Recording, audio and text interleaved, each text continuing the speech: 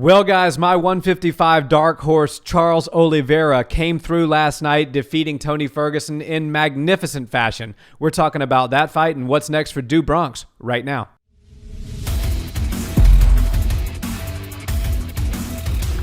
What's up, Barnhill family? Welcome back to the channel. Yo. So, Nick, we talk about standout performances from UFC 256, and I mean, you just got to bust the list out. There was so many good fights on that card, but one performance that just absolutely stood above the rest to me was the utter domination of Tony Ferguson that was put on by Charles Olivera. That was he showed that he's ready for the top of the ranks last night, in my opinion. Absolutely. I mean, Tony Ferguson is literally a tough night out for everybody. It appeared that he broke his arm in the first round and then continued to fight for another 2 rounds. And I don't know if that's for sure, but I can tell you that I would have tapped long before that arm bent the complete opposite direction. It's so tough because Tony is such a legend, and he's the boogeyman. He's literally like the guy that everybody has been afraid of for so long. And to see Charles Olivera put on a clinic against him and virtually look unstoppable against the guy that not a lot of people like to call out is really, really something special. I think Olivera has more than found his home at 155, and everybody at the top 5 needs to be stand up and take notice. Yeah, exactly. You know, it's so funny because I remember when we first started training jiu-jitsu, we went to a Helson Gracie seminar, and he was talking specifically about why him and Hoyce and Hickson, they like chokes so much, because they said that 99.9% of the world will comply if you put them in a joint lock, an arm bar, a knee bar, a heel hook, what have you. But 0.01% of the population is just so crazy that they will let you break their arm or break their leg and they'll keep fighting. So like a choke puts everybody to sleep. There's a select few crazies out there that will allow you to break their limbs and continue fighting. Tony El Cucuy Ferguson fits into the 0.01% of those people that will just allow you to break his arm and continue fighting.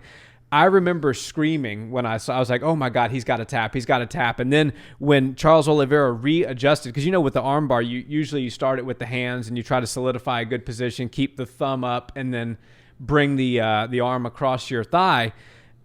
The really, really tight lock, it gets extremely tight when you wrap your arm around and put all of that leverage into it, which is what Olivera adjusted to. And that's when Tony's arm just bent like 20 degrees the wrong direction. I said, oh my God, he's just gonna let his arm break. He's not going to tap, and he's gonna let Olivera break his arm. He absolutely got saved by the bell, because I truthfully don't believe Ferguson was gonna tap there. Had there been 2 minutes left in the round, he wasn't going to tap. No. And people will call that crazy, but he's got that warrior mentality. Yeah. He's a true fighter. And most people would never do that. Even the highest level MMA guys will not. They'll happily tap and collect their check and be on their way. Tony Ferguson is a different breed, and he fought the next round essentially not being able to throw his arm at all. Yeah. Eventually, he was able to start stringing it into his combinations a bit, but you could tell that it was really bothering him. I'm sure today it's hurting like crazy, because there were positions from the bottom, and when you're grappling and you're trying to create distance to get away or try to get back onto your feet, it requires all 4 limbs. Or if you're on the side of the good limb, it requires a lot of work from the arm that was hurt. And in his case, it was the left arm. And you could just tell that there were certain positions that he thought he might be able to get out of, went to go use that limb, and it just wasn't working for him. So he had to just kind of sit on the bottom. And that's why I was wondering why Olivera wasn't able to A, get the finish, and B, why he didn't try to keep the fight standing. I get it, do what you have to do to get the victory. And when you have somebody who essentially has one of their 4 limbs out of commission, grapple them up, especially which is wild to say, but you have such a grappling advantage over them, which Tony Ferguson, we all thought he was one of the baddest guys, and probably is, in the entire UFC as far as submissions from the bottom go. But Olivera made him look like he was getting outclassed on the ground. And if I was Olivera, because he doesn't have the name recognition And because he was trying to solidify himself as the number one contender and fighting for the belt if and when it becomes available off of Khabib or it becomes vacant or whatever, I would have tried to go for a finish. But that just goes to show you how tough Tony Ferguson is, because he didn't even get finished and he had one arm to do it. Yeah, I mean, trying to go for he was literally trying to take Tony's arm off, which to me is, I mean, the first round I thought was the closest that he got to a finish. I was so impressed by this performance for two reasons. One, Tony Ferguson, as you know, is a black belt in 10th Planet Jiu-Jitsu under Eddie Bravo, which that style of jiu-jitsu is all done in no-gi, and it was designed specifically for effectiveness in MMA, specifically from the bottom if you're to get taken down. So what we know about Tony is he has an incredible bottom game in jiu-jitsu, and he's been very active from the bottom, not letting people pass his legs, pass his guard, and then doing a lot of damage in the form of elbows and strikes and all of that from the guard from the ground position. Charles Olivera negated that completely last night. Charles Olivera was able to take him down, pass the guard, solidify a good position, textbook. You know, once you take away once you advance an inch, you don't give that inch back, and then take mount just at will, go for submissions at will, do damage from strikes at will. At one point or at multiple points, Tony, all he could resort to was just grabbing on and trying to hold Olivera as close to him as he can to keep Olivera from separating and throwing elbow strikes.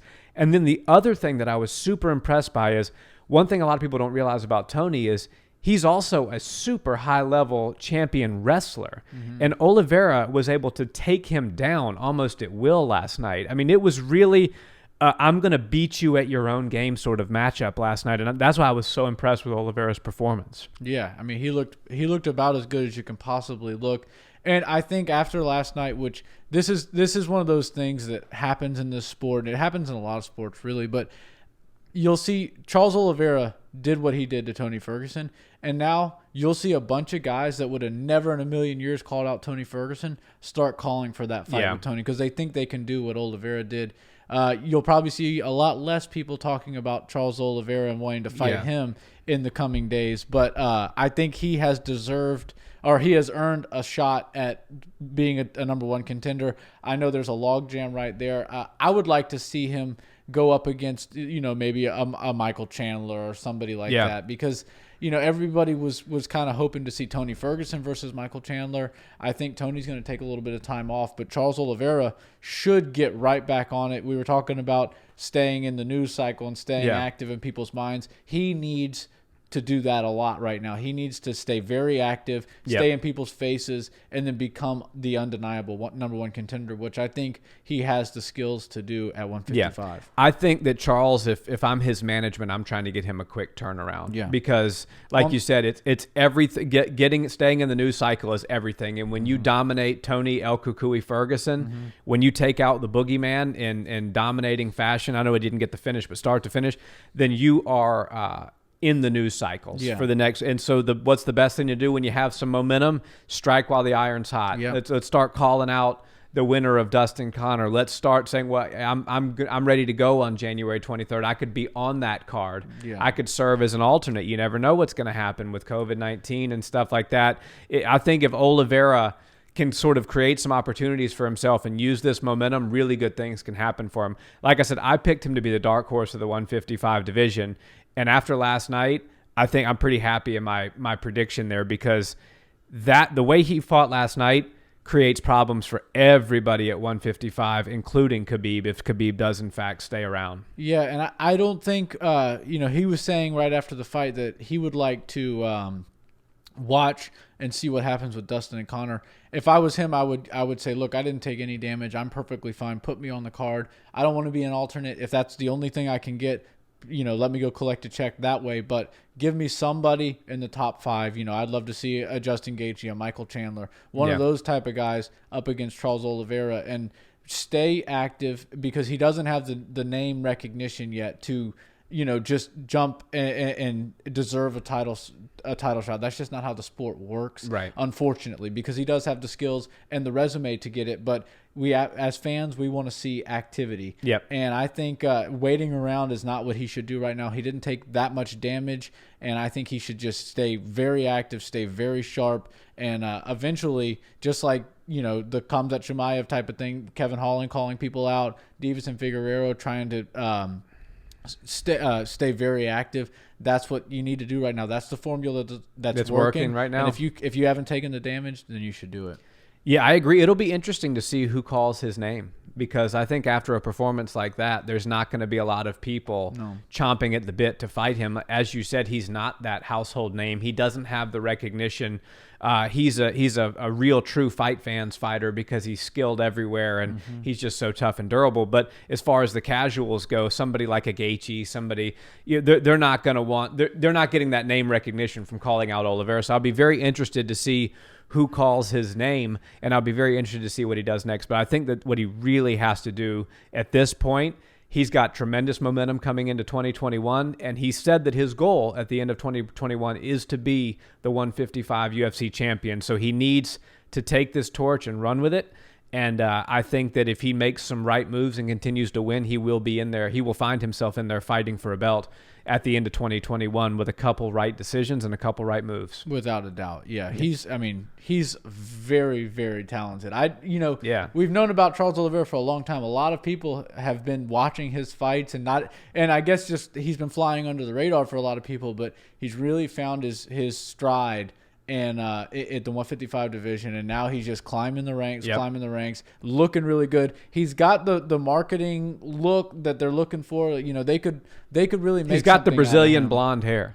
That seems to be the thing these days. Davison and Charles, it's like a I don't even know, like some sort of style that's going on down in Brazil right now. Everybody's showing up with the bleach blonde hair and beating the hell out of people. It's pretty cool. Yeah. He has the look. He has the tattoos, the things that people. He doesn't speak English, but I guess in Brazil he could probably be a pretty big star. And I'm excited to see what the UFC does with him.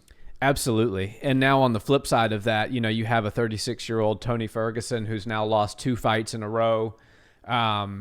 Starting to wonder, is he still the same Tony Ferguson of old? I'm not ready to say that he's not just yet, because Olivera and Gaethje both just looked so good in that fight. And every time somebody loses in dominating fashion, it's very easy to say, oh, they're washed up, or oh, they're not the same person they used to be, or they're a shell of themselves. That's my favorite one that everybody always says. But in reality, Tony Ferguson lost to 2 extraordinarily skilled fighters, and those people are in the cage trying to impose their will as Tony is trying to impose his. So I don't know if it's as much as Tony's getting washed up, or if these guys that he's fighting are just coming up that are that good, and this new generation is just that good. So what's your take on that? I think Tony Ferguson is as tough as nails, and it's going to be a real shame if we start to see people try to use him to as a gatekeeper, right, or try to beat him up because they think they can take advantage of somebody who was a legend.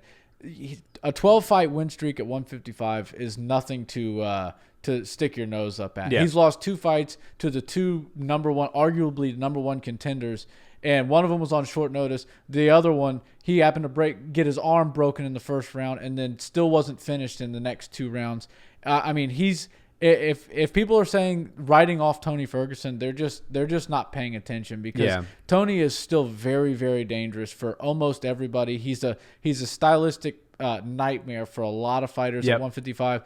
He didn't get his hand raised. He got second place in these last 2 fights, but out of 14 fights, if you went over to anybody and said this guy has in his last 14 fights is 12-2. And the only people he lost to were number one contenders that went on to fight for the title right after that.